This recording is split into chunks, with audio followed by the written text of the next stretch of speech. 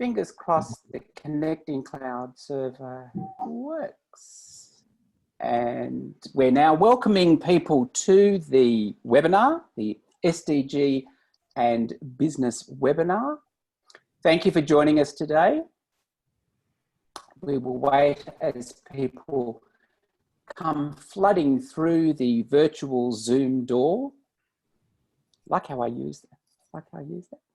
And whilst you're waiting, can I encourage you to register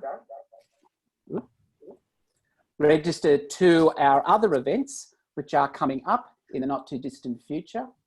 And if you go to the chat function, fingers crossed, you will be able to find information in relation to those other events. And as we just welcome a few more people into the session, I will make sure that we're able to start.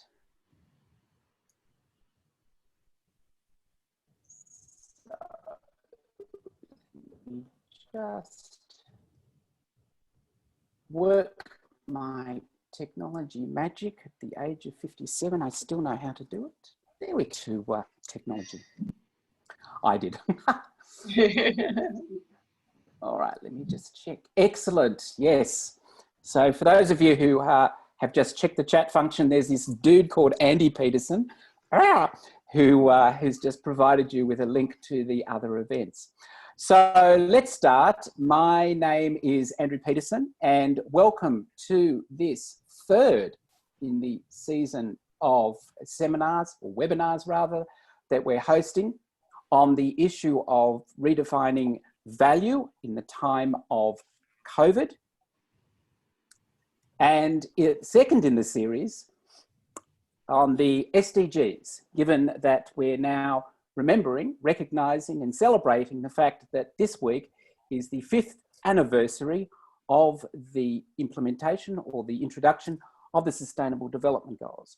And reminding ourselves that Australia was one of the first parties to sign on to the goals.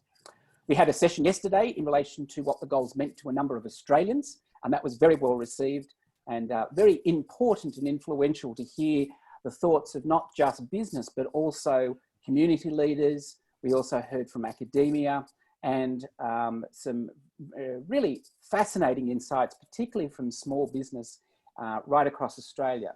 And in fact, it was a very Australian event. Today we're joined though from parts further north of Australia, in fact, outside of our national boundaries, which we're able to do thanks to the technology that we have with us today. And in that regard, I would like to acknowledge first, before we do anything else, the traditional owners of the land on which this particular webinar today is being broadcast. The broadcast today is coming to you from the land of the Camaragal people, which is, for those of you who are not New South Welsh people, just to the north of the Sydney CBD. And you can help us, let us know where you're coming from if you go to the chat function. And for those Australians that are listening in today, let us know what land you're coming from as we acknowledge the elders past, present and emerging during the course of this particular webinar. All right. So as I said, we're having a very interesting session over the last few weeks in relation to the challenge of redefining value. This is a very important piece of work that has been undertaken by the World Business Council for Sustainable Development, of which we are the global network partner for Australia, have been undertaking with their members now for some many, many years. And in the last few years in particular, it has crystallised into some very important program shaping activities, not just for communication to the broader community, whether that's corporate or finance or for that matter government, but importantly for the companies themselves that are part of the WBCSD member network. And in that regard, we thought that it was timely to bring that insight, that information and the next steps to the Australian business community through this particular series.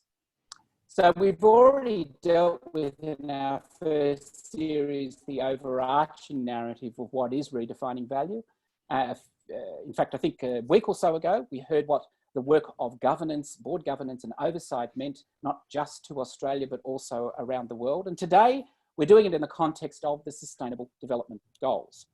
And with that, we thought we'd hand over straight away to our expert moderator, Rachel Allen-Barkers from FS Sustainability, who will be guiding a panel of leading experts, not just from Australia, but also from overseas, to walk us through some fascinating deliberation around what the SDGs mean to business, particularly in the time of COVID.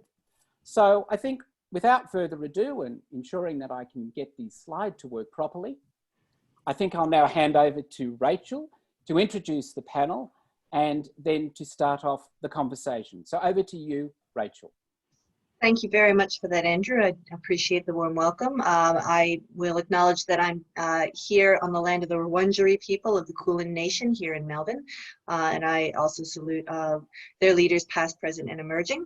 Very much looking forward to this topic. I remember the great sense of optimism and relief when the SDGs were first announced, and the possibility for sort of transformative ways of shifting capital, shifting governments, and shifting business mindset towards accomplishing what is an ambitious set of goals and targets by 2030. I won't take up too much time here. I'd like to ask each of our panelists to introduce themselves through the medium of our opening question. As you can see, you've got names and titles on this slide in front of you, so without much ado, I'll start off with the first question in terms of how the SDGs are reshaping value in business. Karen, if you don't mind, would you like to start us off on your views on talking about it from your perspective and how the SDGs are reshaping value? Sure, not a problem. Thank you, Rachel. And good morning, everybody. Well, it's morning my time here in London. Good evening, good afternoon to all of those of you who are joining in Australia. My name's Karen James. As Rachel said, I'm the Group CEO for ERM. We're a global sustainability consultancy firm. Our purpose is to shape a sustainable future with the world's leading organizations. That's my day job. Another role that I hold is I sit on the executive committee of the World Business Council for Sustainable Development, supporting Peter Bakker, who is the president, and the rest of the BCSD organizations around the world to encourage their members to implement ultimately improve sustainability.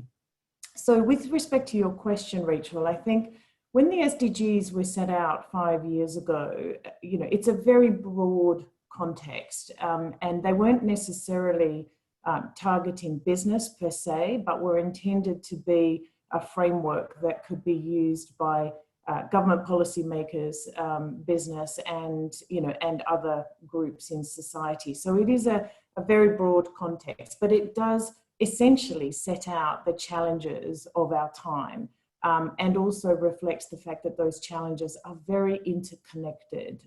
You can't solve one without necessarily thinking about another. You can't address climate change without addressing poverty, for example. And I think it effectively says this is what it's going to take for us to create a planet and a society that will sustain us well beyond 2030.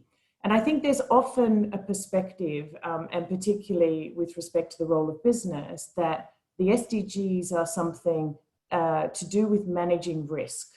But really importantly, I think that for business, it's about how do we create value in a new context of the SDGs. There was a very important report from the Business Commission for Sustainable Development that effectively said, we think there's $12 trillion of productive value available for business to be unlocked by responding to the SDGs. And I think ultimately it's about businesses, first of all, revisiting their business models to understand how do they address the SDGs, but also identify opportunities associated with those, whether that's around the energy transition, whether it's the transition to a low carbon economy, whether it's around finding alternative sources of protein, or ensuring that a generation of children can benefit from education. So I think it's as much about the opportunity and concentrating on the opportunity side of it and figuring out how to transition business models from where we are today to something that is not only more sustainable, but therefore by definition creates more value. We've been working with James and the team at WBCSD for the past few years on a series of what we call sector roadmaps, SDG sector roadmaps. And they're very sort of practical roadmaps for the different sectors in the economy: chemicals, forests, cement in India, oil and gas, utilities, tires, looking at how businesses in those sectors can effectively adapt and change their business models to ensure that they are actually addressing each and all of the SDGs where they're relevant. Obviously, there is enormous transition that is required around that, and those roadmaps help to set out how a business in that sector can go about addressing each of the goals. Susan, from the practitioner perspective, how are the SDGs reshaping your value proposition at Australia Post? Hi, Rachel. Thank you for the invitation to join you all today. So Susan Mizrahi, I'm the Chief Sustainability Officer at Australia Post, and we're the national mail carrier, but also more of an e-commerce company today, and our shareholder is the Australian government. So the Sustainable Development Goals have been warmly embraced by the Australia Post business, and where our CEO has been a very enthusiastic champion of them, Christine Holgate. But from a practitioner perspective, I'd like to make the point that while I'm a huge fan of them, they're not the only lens or the only framework by which a sustainability practitioner can look at sustainability. And so, other frameworks, for example, are like the integrated reporting framework, where you look at how a business can create value or destroy value through the lens of the 6 capitals. So, natural capital, human capital, social, etc. So I remember when the SDGs came out thinking, well, look, for any contemporary Australian business or any contemporary business of a decent size, they'd probably be touching on a lot of the SDGs already and be advancing it without even realising it. And so for a little while, I think there was a bit of confusion with sustainability practitioners about how to actually use the goals and how to best leverage them. And I think that that's evolved, obviously, since they've become more embedded and more discussed, and there's been more resources, like Karen was talking about, and tools available to support strategy development. But I suspect the greatest value that they've created are for those businesses that are new to sustainability, that haven't had a strategy previously. And for those businesses that were doing it, but for those businesses that were already advancing sustainability, the SDGs and the very defined 17 focus areas have provided a common language for which they can collaborate and take up the opportunities that Karen was talking about. Gerbrand, can I bring you in on this at this point? Yes. So I think, like, if we look at the SDGs, so a couple of things have been mentioned. First of all, the report Carrie talks about that sort of started from the Business Sustainable Development Commission, sort of starting to outline what the value for business is. But I think the other thing that the report outlined was the responsibility that lies with business, and if you want to achieve these goals. And you're right in the sense that, as Susan sort of pointed out, that the SDGs with 17 goals and I don't know how many targets, 169 probably, they were not intuitively laid out for business. So I think we've, in the beginning, sort of did quite a lot of exercises where people were quite excited about, there's always some part of your business that aligns with some part of the SDGs, and therefore, and I think I've heard James say in another panel called that rainbow washing, which is a nice term sort of, and I think that sort of captures sort of the first 2-3 years of business and the SDGs.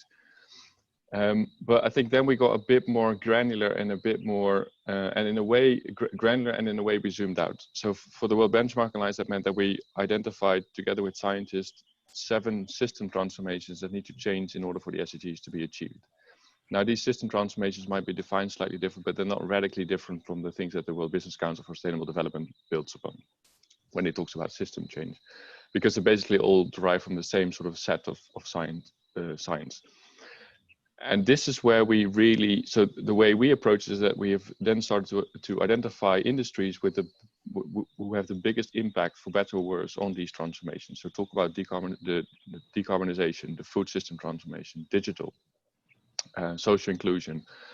And from that, we have sort of arrived at, within those industries, we've then selected what we believe are 2,000 of the world's most influential companies on the SDGs, and because they have this systemic impact on these system changes. Now, these 2,000 companies, they sit across the globe. They are state-owned, privately held, cooperatives. I think we've identified about 9, 10 in Australia. And what we are doing is sort of trying to measure what these companies are contributing to the SDGs by developing frameworks. And I think for us, the biggest trend is that we have sort of moved away from looking at spending too much time on the exact targets of the SDGs and more looking at what is really needed to change for the SDGs to be achieved. Okay, James, I'd like to, since Gerben's name checked you and rainbow washing, which is a concept I love, how are these being realized, particularly at the board level, so that it's not just sort of a nice tie-dye patina over the top? They are very pretty, you have to say, is the first thing. But no, I think at the board level, there is really, really good recognition of the SDGs as important. I think there was a 2019 survey by the UN Global Compact that found that 71% of 1,000 CEOs that they spoke to recognize the importance of the SDGs and the crucial role that business has to play in them. If you go to any of the big sort of CEO level events around the world, the World Economic Forum, UNGA, obviously there's a big SDG presence, and I think the UN and other civil society groups have done really good work in bringing this agenda to the fore and putting it on the radar of business leaders. Different countries obviously at different levels. If you go to Japan, you won't see any CEO without their SDG pin on, because the Japanese Business Federation has done a very good job in plugging the importance of that agenda strategically for Japan. But I think where we're seeing a bit of the gap is between awareness and action, and awareness in detailed implementation.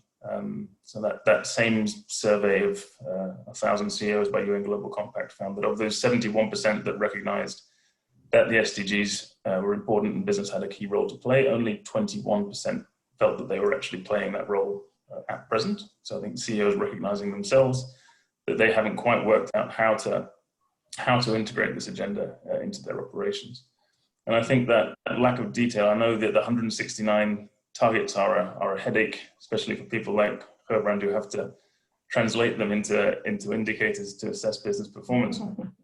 But the real power of that agenda and what the SDGs really mean sits in those 169 targets.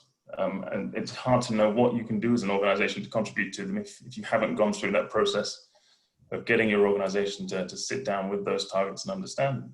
The example I always give is SDG 3 on health. You might not think that SDG 3 on health is necessarily your wheelhouse as an organization. You might think that's better left to the pharmaceutical companies, but for example, SDG 3.6 on reducing to near zero road deaths is something that almost all companies with huge infrastructure have a responsibility to play in, the mining companies, the oil and gas companies, for example. So yeah, I think that level of detail is really, really important. And I think it's important as well that we support business in trying to translate the SDGs and their targets into specific business actions. So like the World Benchmarking Alliance is trying to do, WBCSD now trying to do through its work on Vision 2050 and its various work programs through our sector roadmaps. What do these goals actually mean for business? I think business boards are doing very well on specific goals. We're seeing lots of action now on climate, lots of net zero commitments coming out, boards linking remuneration to climate targets. But I think some of the other goals, the more sort of socially focused goals and the nature focused goals are being underrepresented at that board level at the moment. So up to us to try and make them more actionable and more readily accessible to business leaders. It's interesting, as someone who reads these reports for the basis of reporting and then interviews people, it's interesting to see now the companies that are no longer talking about just mapping the SDGs and are now talking about their targets and their implementation. It's pleasing to see that evolution moving on. Just as a note, at this time, I'd like to make sure that I invite our audience. If you do have any questions for our panelists, please do pop them into the chat function so that we can highlight them and integrate them as we're going along. I'm sure our expert panel would be delighted to hear specifically what's on your mind. Moving along, as companies are becoming aware of the value of the SDGs, how does that, and this is the only time I will ever use this phrase in a positive sense, how does this trickle down into how employees, operations, customers, supply chains take these SDGs on board? Susan, I might throw it back to you first again, in terms of the ways that you've embedded it. And again, as someone who's read your reporting and how you're linking the SDGs to your business value, I'd really be interested to hear about that. Oh, well, I mean, I think mapping your business against the SDGs is the starting point, but we did that a few years ago. Mm-hmm. We did it twice, actually. What we did was go through all of the goals and the targets and indicators in a very detailed way and find those that were aligned with business strategy and the direction of what we were working on broadly at that point in time. We did that very, very early on, and it was before a lot of these resources that some of you have referred to were even available. So we're kind of flying blind a little bit. And we did identify some goals that we thought were important, but about 8 to 12 months into sort of starting to talk about them and socialise them internally and weave them into strategies, we felt that, that there were others and that there were more. And what we decided to do then was another exercise, which was mapping them against our value chain. And that, I think, was a really useful exercise because it means that we don't have to constantly adjust, oh, these 4 are our primary SDGs or these 6 or 2. And so now we've got a stronger sense of which SDGs we impact directly and which ones we impact, have the potential to impact positively, and which perhaps we're contributing to, inadvertently contributing to negatively, and we need to respond accordingly. So for example, for Australia Post, we have a huge fleet on the road every day delivering mail. We have, we use airplanes, so that's obviously producing carbon emissions. How can we, and is therefore contributing negatively to some of the goals, how can we positively respond to those? And so the mapping was the first bit, I guess, for us. How did it trickle down? Well, I think that the point that James made earlier about them being colourful, they're certainly beautiful. I think that they've somehow caught the attention of people in a way, and really, I genuinely think because of the visual nature of them, they've sort of stood in people's minds, perhaps in a way that, as I referred to the integrated reporting framework before, in the way that people sort of struggle to remember the 6 capitals. And so I can't understate that element of it enough. But it is the superficial bit, and it does potentially lean into the greenwashing component and the rainbow washing component. But we did that exercise, and we therefore we developed a corporate responsibility strategy, which was the first time we had such a holistic CSR strategy for our business that was an external facing one with very clear commitments. And the SDGs formed the backbone of that strategy effectively. And we identified where we wanted to be in relation to those goals that we impact most directly by 2030. And from there, we've developed a bit of a plan starting with a 3-year set of commitments to advance different aspects of our CSR agenda that are pertinent to Australia Post, but they will ultimately ladder up to achieving or contributing to the SDGs from our business perspective. And I think that in launching the new strategy, and I would always introduce the SDGs as the backbone, as the framework that was underpinning it. It did get a lot of traction internally, and so we've seen other departments starting to talk about them and embedding them into their visuals and into their respective strategies, and looking at the indicators and seeing how they were useful or otherwise. And interestingly, though, it became so the SDGs became so well understood and so supported internally that I felt that our 3-year plan of what we were trying to achieve kind of took a back seat instead of the other way around. So I've actually started presenting our strategy and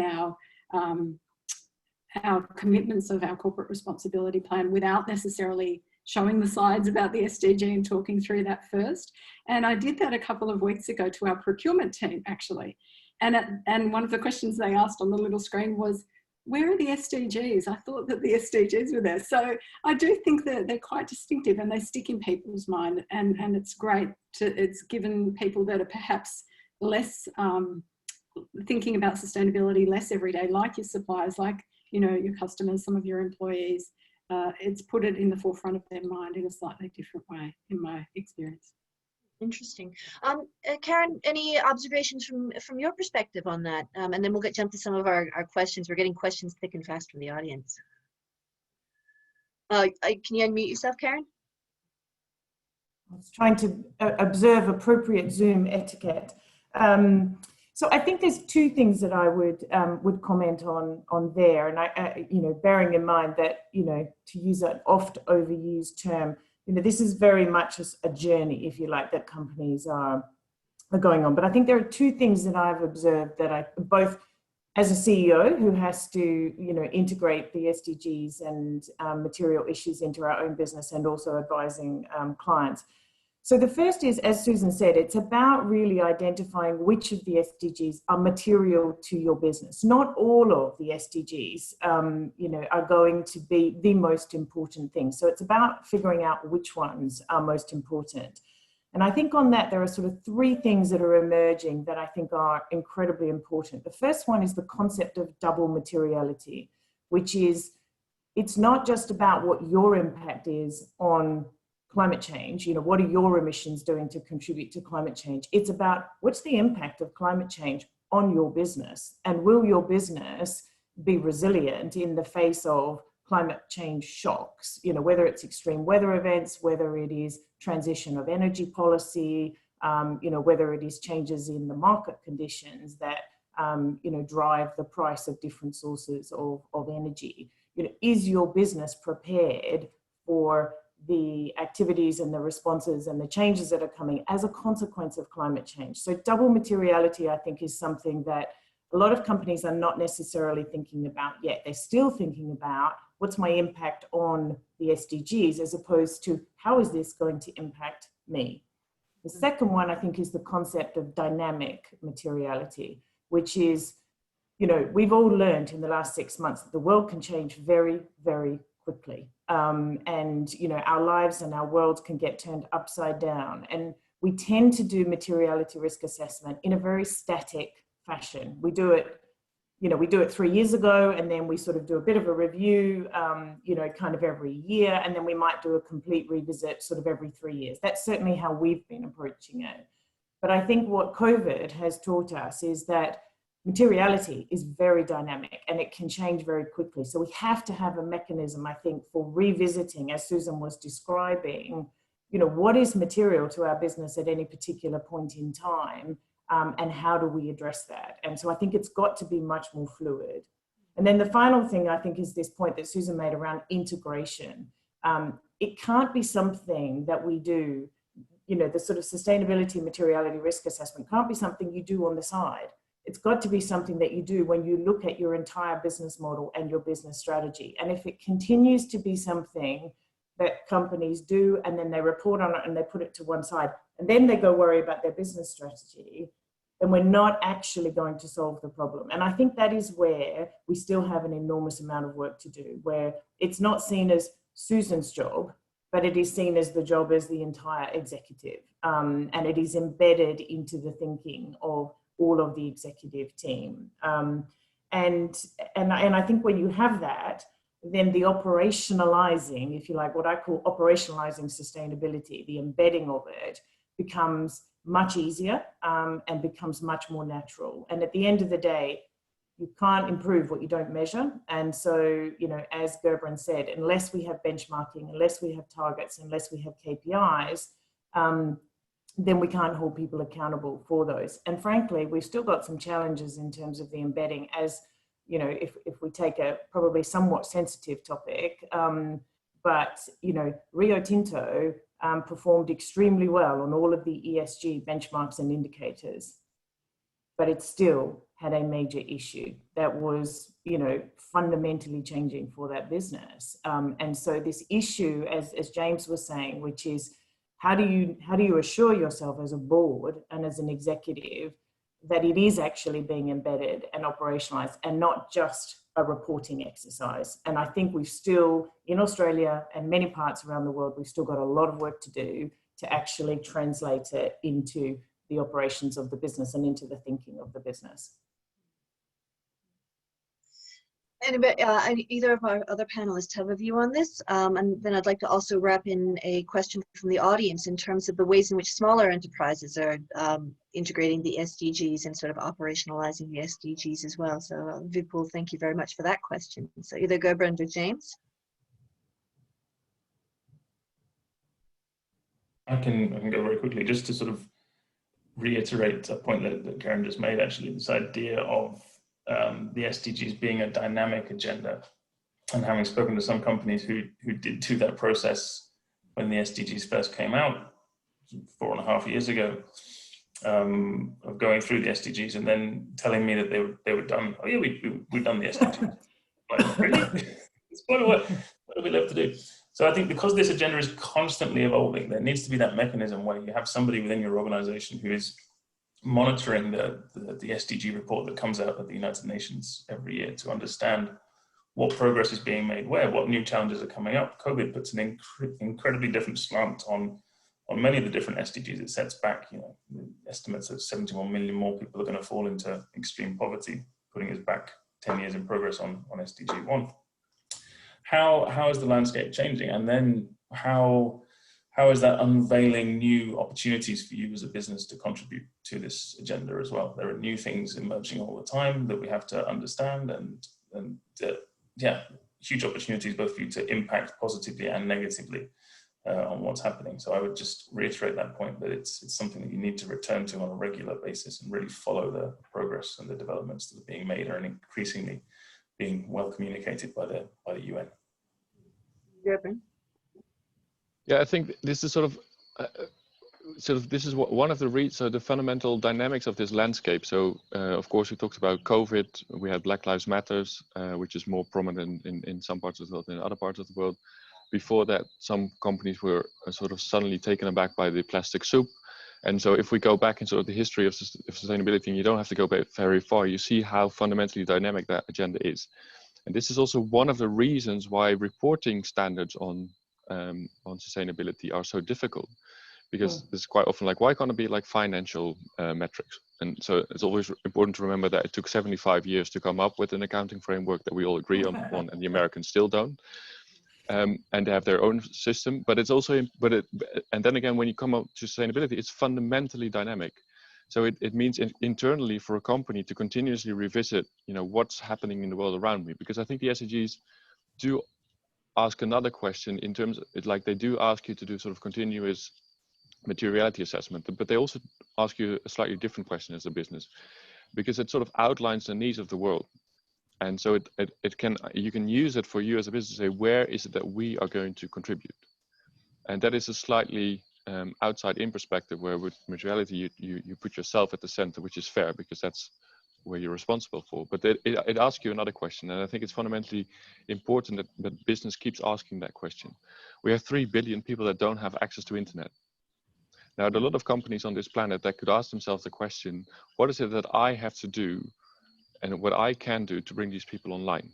At the same time, keep the internet a safe space, green your data platforms, all of that is still important. But I think that is one of the key things that the SDGs lays out for business.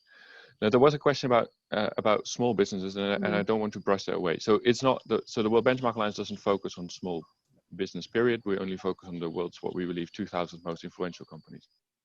But we know that a lot of smaller businesses use our methodologies sort of as a starting point for their own, they often don't call it materiality assessment, but for to sort of define their own place in the universe, in their own place in the world. And and of course they're more sort of resource constrained about, and so that they quite often say we don't have a full sustainability unit. And I see how that's hampering reporting, but of course that's not really the point how big your sustainability unit is. If the sustainability unit is responsible for the impact of the companies, we're toast. It's the supply chains, the operations, the products and services, that's the impact of the business. And it's down to the sustainability units to make sure that all of these other units are managing their impacts in a positive and negative way.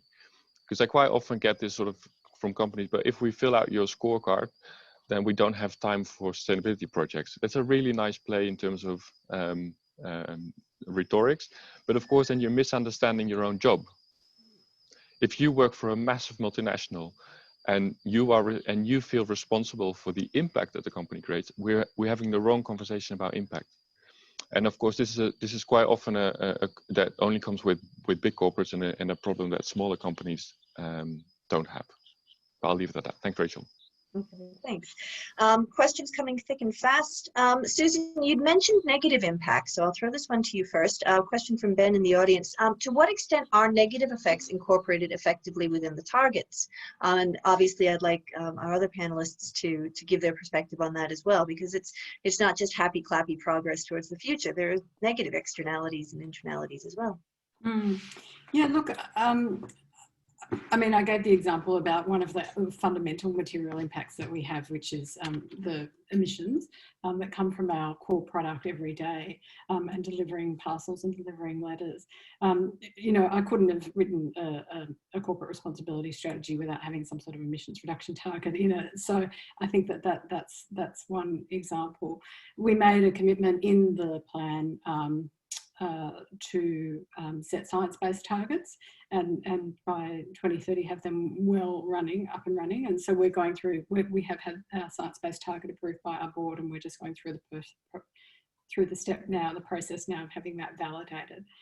So that's one example. But I respect and agree with the comment that Karen made before about double materiality. Yes, we looked at our impacts, but we also did look at how the goals were impacting us as well, and that was where we found the direct and the indirect ones both ways. Karen, anything to follow up in terms of the negative impacts? Look, I mean, I think that, you know, this is, you know, the sort of, we've been spending a bit of time sort of within ERM over the last 12 months trying to sort of articulate impact. And I think this gets particularly difficult once you get into the indirect realm. So the direct realm, I think, is relatively straightforward. We have emissions. We sign up to the science-based targets and we can track and monitor that. However, for an organization like ERM, by far the most significant impact that we have is through the work we do for our clients. So if we work with a client on a project, and it could be anything from permitting and approving, a data center for a large tech, firm, through to, producing a climate change strategy for a large, multinational. So the question is, what's the impact of that? Now, if we permit and approve a data center which has energy usage, then we are contributing to potentially an increase in emissions, unless that data center is using 100% renewable energy, for example. We're creating employment. So the challenge, I think, is how do you quantify those impacts, and how do you quantify the negative as well as the positive? And frankly, we're struggling, to try and address the indirect nature of that. But our stakeholders are pushing us to say, this is the area where you have the greatest impact. You need to quantify it. And so that is a really challenging task in terms of, trying to quantify those indirect impacts. But we persist, we are persisting because we see it, to James's point, we actually see it as part of our responsibility to try and figure this out because it will have relevance for other people. But it doesn't mean it's perfect. And I think that's one of the key things around the SDGs is that, it's something that you make progress over time, and we have to get comfortable with reporting on the good and the bad, as long as we are moving forward, and as long as we are open about what those negative impacts are and are seeking to address them. But, you know, I think Gerbrand said it took 70 years to come up with an accounting standard. You know, this is something where, you know, we will, you know, make mistakes and there will be learnings along the way, and we just have to stick with it. I mean, there is no other choice, right? You know, we have a climate change emergency, we have a, you know, a biodiversity and nature loss, you know, disaster looming, and we have extreme poverty and, you know, and sort of social inequality, the likes of which, you know, we've never experienced. We've got no choice. We have to solve this, and quickly. In terms of the reporting, in terms of those negative externalities, I did want to bring up a particularly tendentious one, you know, Karen, and I'll throw it out to the panel.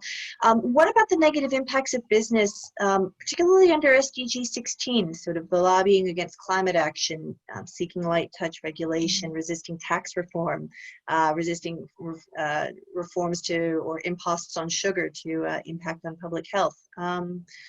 How do you account for and sort of modulate towards those negative outcomes that businesses do? And throw that open, Gerbrand, I see you've turned on your mic.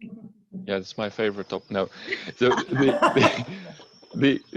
I think one of the, and this is, I think, where we have to, when we talk about this, so business is always, and fair to point out that you can't just unload the SDG agenda onto business. It is it's truly something that is going to take governments, civil society, academia, because they need a lot of research to understand these things better, and business to get there, and the financial industry included. But that does mean that the way that you work with these other actors and the way that you enable or disable these other actors to act is massively important. So on the issue of taxation, so if you know, it's fair to say that, you know, government needs to do this and that, but if you undermine developing countries from taxation, then you're undermining the role that they can play, and you can no longer call on that role to be played for you. So I think taxation is one of the really key issues where we're going to see a lot of action in the coming years, and a lot more scrutiny and accountability, to be fair. I think the other thing about lobbying is sort of in the same way, or advocacy is working in the same way. You have to be aligned. So the things that you put in your sustainability report, the things that you advocate as being the purpose of your business, they have to be aligned with what you say as a company and what your industry bodies say. And we're going to see a lot harder crackdown on companies and industry bodies that are not walking the talk.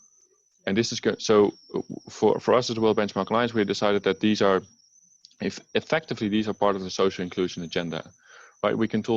This is effectively about your role as a corporate citizen. So we are now, as in the process of developing core social indicators. So these are 15 themes and 15 indicators that we think that business should all live up to. These are, that doesn't mean they're minimal expectations, because quite of them are quite aspirational when we talk, for instance, about living wage. But taxation and lobbying are part of that, as well as anti-discrimination, basic adherence to human rights, gender. And we think that this is massively urgent. And because today we've launched a report, it's not a ranking because of times of COVID, it's about the apparel industry. And we felt that the apparel industry is in such a dire position right now that a ranking is not fair. But we still wanted to shine a light on what's happening in the supply chains of these apparel companies, particularly to women. So this report is really about gender equality in the supply chains of apparel companies. And the results are quite dire in terms of the complete lack of measurement and disclosure of what's happening within the world's largest apparel company supply chains. And of course, when we talk about, and I highlight this example not only because we launched it today, but because because these supply chains are in very fragile countries. If the way that business behaves in those countries with respect to lobbying for increase of the living wage, or lobbying against government increasing living wage, to the extent that they pay their local taxes, this is so fundamentally important when you're trying to deal with something so difficult as gender equality in the supply chains. You're going to need all actors to act on that, and that means you need to be able to, as a business, support all other actors to do the same. So thank you for that question, Rachel. Always. And I'm afraid it's also my last comment. I'm really sorry I have to leave, but it was great pleasure, and I wish I could have stayed a little longer. Right. Thanks for your time, Gurban, and thanks for your views. And one more thing, James, I wanted to bring you in on this, James, before I introduce our other panelist, Marion. James, a question from the audience. For many businesses, the sustainability staff are in communications and PR rather than sort of core operational business. Going to that point around going for true and deep and authentic reporting versus rainbow washing, does it matter where sustainability sits, and how do you tell the difference between companies that are sort of giving it glancing as opposed to companies that are really truly integrating it in an authentic manner? Yeah, that's a really good question. I mean, I guess to a degree, it doesn't matter where they sit as long as the mandate is there. You can sit in corporate communications or PR, but if the CEO is behind you and has told the entire company to get this done, then I don't think it matters where you sit. I think it's just the mandate is what is important, and the degree of detail to which that's being rolled out. To the second part of that question, can you see where there has just been lip service paid? Absolutely, you can see where lip service has just been paid because the narrative is not there. If you're looking at a report to see that a report is sort of SDG aligned, then ideally you're looking to see that thread of narrative of the challenges the world is facing and then what the company is doing. You don't even have to be mentioning the SDGs, but there has to have been a translation of the SDGs and the state of the world into what that means for your company, as Karen was saying, both in terms of risk, opportunity, and the impacts you're planning to have, and you have to see that flowing through. I think there was a PwC report late last year called the SDG Challenge, which is always a good read, and that looks at the reports of over 1,000 companies and the sorts of trends they're seeing there. I think only around 20% of CEOs mentioned the SDGs in their opening report statements, and that for me is already a bad sign, because that sort of top level message is not there. That recognition of this framework that we need to work towards is not there from the outset, and then that's what gets you into the realms of just peppering a few icons on a few pages later in the report, and you're ticking the SDG box. So I think it has to be integrated, and from a reporting side, it has to be clear and a clear thread running all the way through what you're saying. Now, to speak a little bit more deeply about this, I'd like to bring in Marion Gruber of Zuid. She's been doing a lot of work curating the resources that have been uploaded to BCSDA's reporting exchange, and you've always got great expert insights on this, Marion. So I'd like to open this up to you now to talk about what you've been doing with reporting exchange.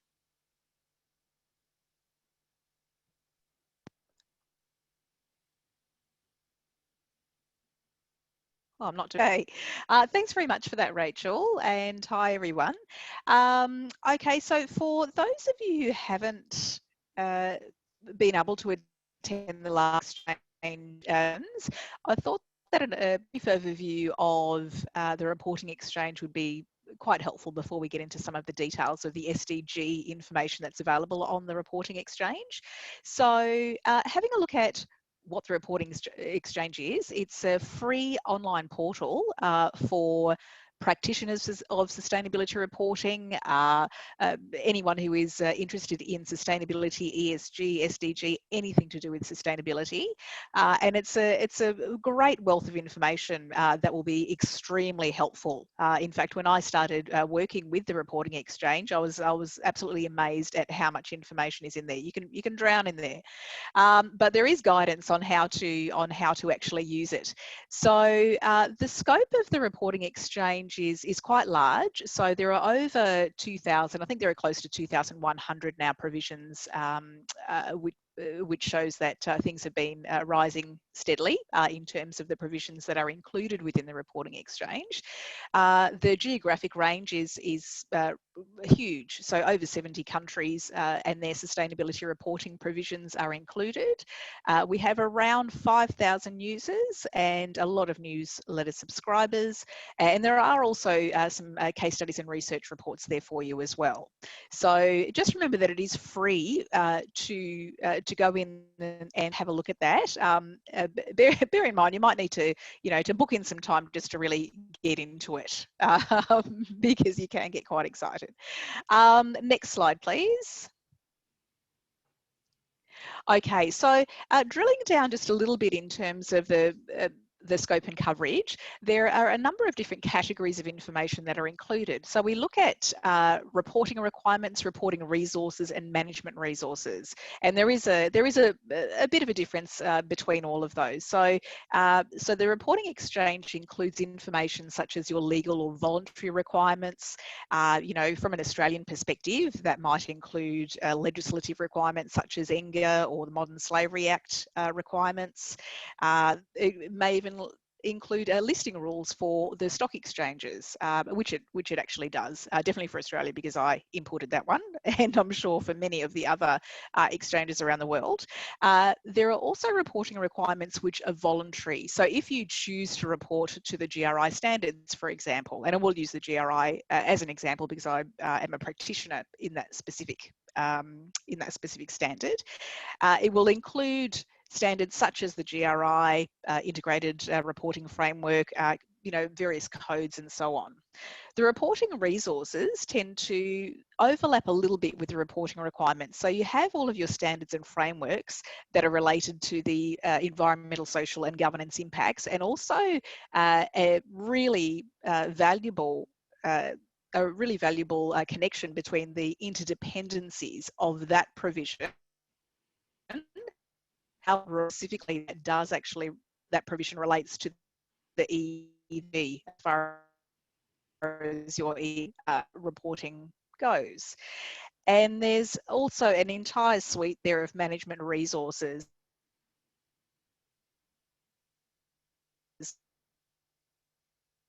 and thought leadership papers, and so studies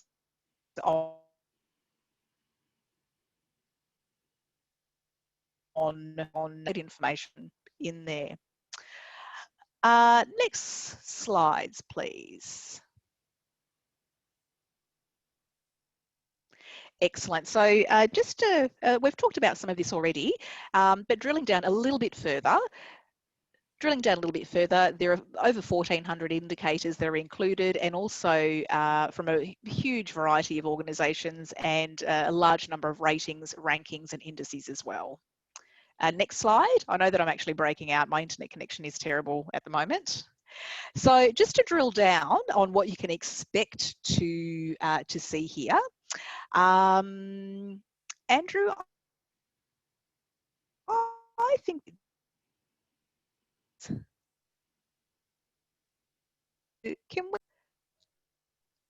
here we go. Excellent. Thank you. That was probably an extra that I didn't delete. Okay, so just to give you a little bit of a quick rundown on what you can expect once you have a look at the reporting exchange. The information is categorised is divided up into these different categories that you see on the left there. So I've drilled down to the right there just so that you can see the range of information that is included. So you can see that there are obligations such as, and these are specifically related to the Sustainable Development Goals. So on doing a search for this on the Sustainable Development Goals, there are 12 voluntary provisions which relate to the Sustainable Development Goals, and there's 11 instances of guidance and one of standards. So this is kind of getting into exchange, which you do need to familiarise yourself with. It also drills down into the detail, such as what kind of report you would use this SDG information. So the integrated report or a mainstream report being your annual reporting suite, or sustainability reporting, or even some of your legislative reporting, such as the Modern Slavery Act. And on the far right, you can see with all of the 17 Sustainable Development Goals that the provisions that are included in the reporting exchange relate to those specific sustainable development goals. So for example, SDG 8, decent work and economic growth, we have 5 entries of the provisions that are within the reporting exchange that relate to SDG 8 and so on. And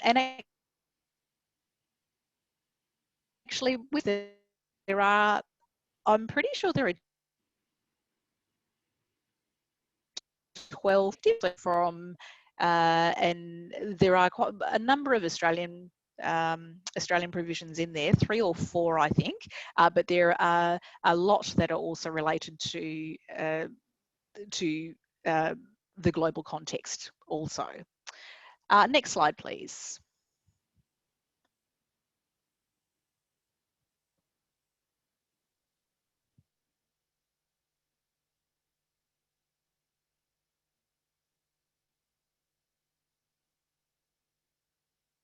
Oh, goodness.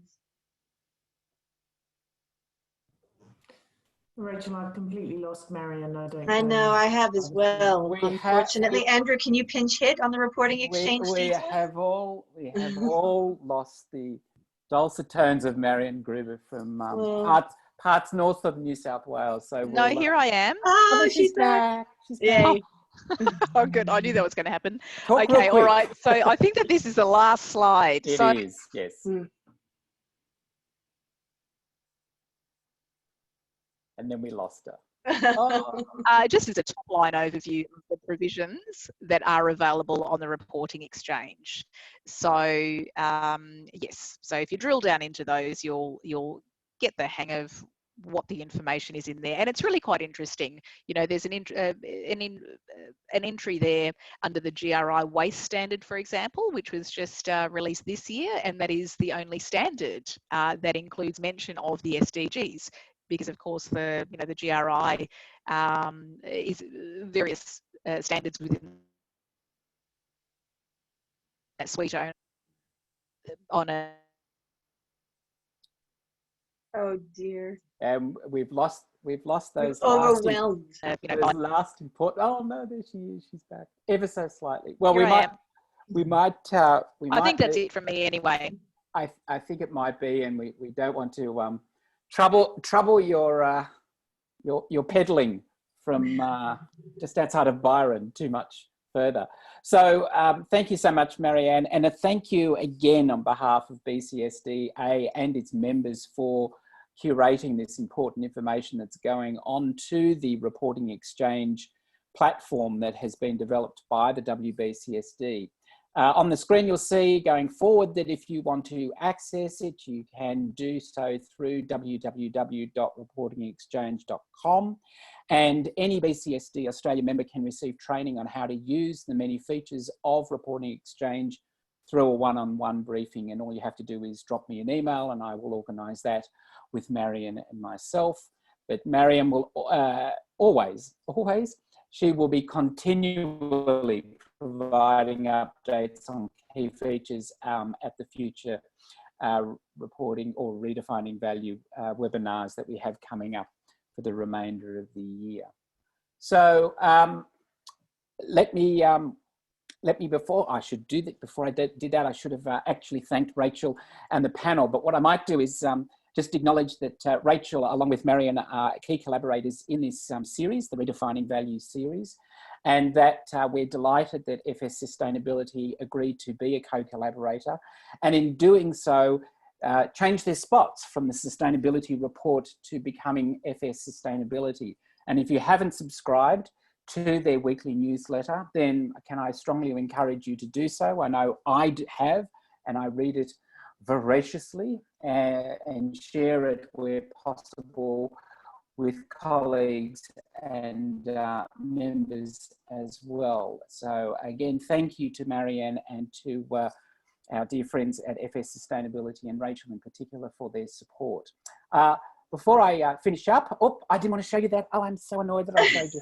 Before I finish up, let me pause and thank so much our panel for today, for Rachel Annenbarkis for moderating an excellent discussion. Certainly from the feedback across the Q&A function, it has been most rich and rewarding in terms of the information that you were able to impart, more importantly, the insights as to the reality of the application of the goals to business. As Peter Backer said many years ago, there is no responsibility on business to comply with the goals, but there is obviously an opportunity and a real mandate for business to take them up and to embrace them, as he calls it, the North Star of future development, of sustainable development. So to Karen, to Susan, to James, and to Gerbrand from all the way from Brussels, we do thank you for your time today. Thank you for those who got up a little earlier this morning to be available for this session, and thank you this afternoon to those who were able to join us.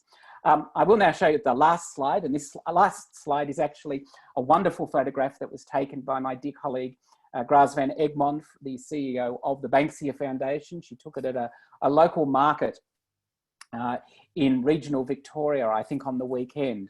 And rather than encouraging you all to remain socially distanced at the distance of 1.5 metres, can I encourage you to stay a kangaroo's length apart from one another, and which I find to be a very appropriate Australian metaphor for our challenges at the moment in relation to COVID. Thank you all for joining. Thank you for your engagement during the course of the webinar. Don't forget that our next webinar will be on risk, and you'll receive an invitation to that particular webinar, which will be held in late October, when we've confirmed one or two more of these speakers. But for now, thank you very much for your time this afternoon. Please stay safe, and we look forward to seeing you at the next Redefining Value webinar. Thank you and good afternoon. Thank you.